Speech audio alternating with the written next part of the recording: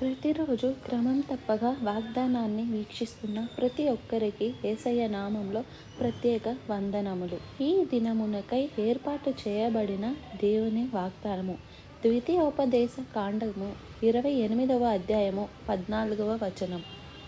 యెహోవా నిన్ను తలగా నియమించును గాని తోకగా నియమింపడు.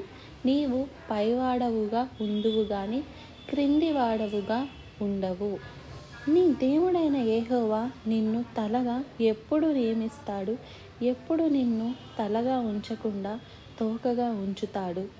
ఎప్పుడు నిన్ను అందరికంటే పైవాడుగా ఉంచుతాడు అంటే, నీవు నీ దేవుడైన యెహోవా మాటను శ్రద్ధగా విని ఆయన నీకు ఆజ్ఞాపించిన ఆజ్ఞలను, ఆయన విధించిన కట్టడలను నీవు అనుసరించి నడుచుకుంటేనే.